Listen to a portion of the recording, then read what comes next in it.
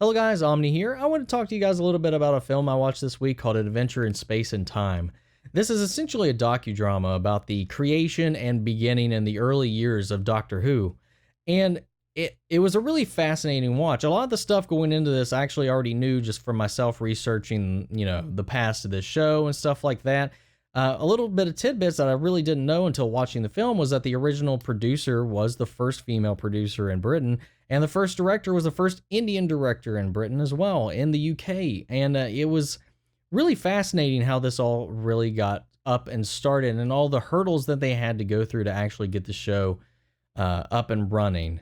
To think about where it is now, it's one of the biggest, honestly, fandoms that has made its way across the shores, and it's something that's become an important part of my life as well. I've really fallen in love with the show. I gave it 2 chances originally back when they had the revival with the Ninth Doctor played by Christopher Eccleston. And, I tried it once a long time ago, and it was just, I don't know what it was about that first watch, but I just couldn't get past that first episode. But I tackled it again a couple years later, and I really just, I was like, people keep talking about this. People keep talking about it. Maybe it's just one of those things where it just kind of picks up steam. So I pushed on. By, I think the 4th episode was where I got hooked. Even to the point where the character of the Doctor is one of my favorite fictional characters of all time. It's hard not to just fall in love with the Doctor. The Doctor is so many things. It is hope, inspiration, perseverance, just a steadfast truth for greater good. At the same time, terrifying in so many aspects. There's so many layers to the Doctor, especially with how he's evolved so much over time, how the Doctor has progressed, how even in the older stories, there's a lot of instances where you really feel the power of the Doctor and what he means and what he stands for. It's so inspiring in so many ways, and this show gives you not just one genre, but this is, between episode to episode, you can go from a romance story to a sci-fi to a horror to a thriller to a detective episode.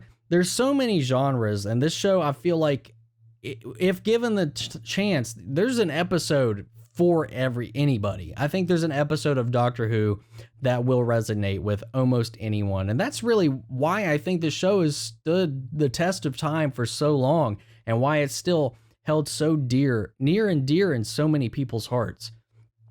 I completely get the attraction after giving it that hard chance. I was on board, and just as I was beginning to love Christopher Eccleston's Doctor, that was my first experience with regeneration, and seeing with a new actor taking on the role and progressing, it's just kind of a story device for the Doctor and his race to kind of keep the show going the way it has. It's the way they kind of keep refreshing whenever the character or the actors run their course or have to move on to other projects or just get too old to do the role, which is kind of sends its roots into this, where we have the first Doctor, William Hartnell, in this film portrayed by David Bradley, which very much mirrors the arc of Hartnell in this docudrama, being kind of an older actor known for certain roles, known for the type of character that he plays, like stern, gritty, gruff, grumpy, and he was typecast in a lot of military roles, and it was this much like David Bradley, at least the way I feel like a lot of people, at least on our side of the pond, feel about David Bradley, is like our experiences with him mostly are as Filch in Harry Potter or as Walder Frey in Game of Thrones, and those are 2 huge, grumpy, gritty, grisly characters that you're just not supposed to like. And it's very much how I felt like they were trying to build that character when reflecting upon the work and the journey that William Hartnell went in when taking on this role. They pretty much had to convince him that this was a role that would be different for him. This is a role that would put him in a different light, but it was a role that also required his stern flair, but with a little bit of heart that can come through when you give him a chance. And David Bradley pulls this off wonderfully, and I think that goes to show that his effectiveness in this film was one of the reasons they recast him in Twice Upon a Time to reprise the role of the first Doctor alongside Peter Capaldi in his 12th, which was just fantastic. And I got to say one other thing about this as well. Aside with a lot of the historical beats that this hits with Doctor Who, the casting they have for the people playing the producer, the director, the initial creator was just ridiculously on points. Like, they, even at the end when they're rolling the credits, they show the side by sides of who they had cast in the film and the docudrama and the people as they were in real life. And these were some freaking scary comparisons. Like, these castings were spot on. And we even had Shasha Darwin, I don't think I said that right at all, but I hope so, playing Waris Hussain, the original director of Doctor Who was also the first Indian director in the UK. You might know him more recently in a role such as Iron Fist. He was Davos in Iron Fist seasons 1 and 2. Great work. The acting in this was across the board amazing. I think this is a good on point, even if you're not somebody that's watched the classic Doctor Who show, if you haven't even watched William Hartnell's Doctor yourself, I think this is a great watch for any Doctor Who fan, even if you've only been on board for the revival. I've at least I got a subscription for BritBox, and I did binge every episode of classic Doctor Who that they had available, which I believe is all the surviving episodes that they have at least intact enough to put up on the streaming service. I went through every one of those. I'm current on the current seasons of Doctor Who. I love this show. I went from being completely abrasive to this to being like full on gung ho into it. I've got at least one of every one of the screwdrivers. I'm still working on a couple of the older ones that are a little harder to get to find.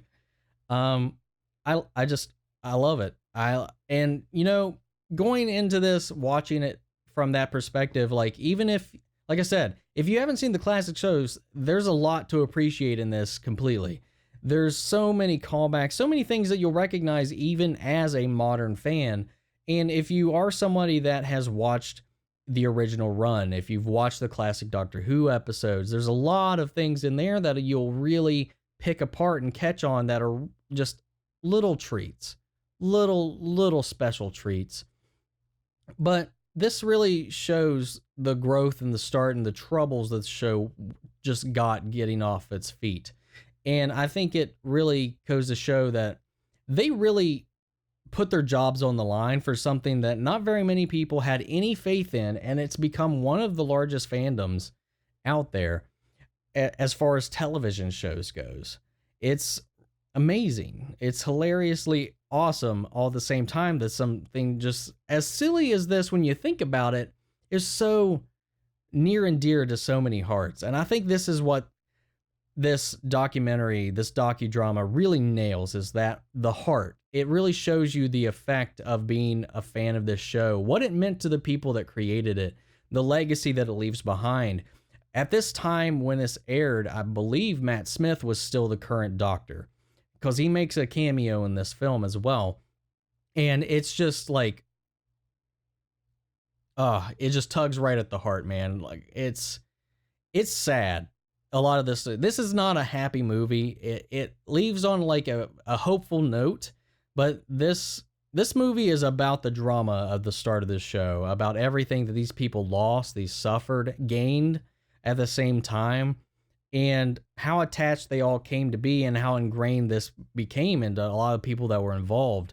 It launched a lot of careers, and it was the end of so many as well.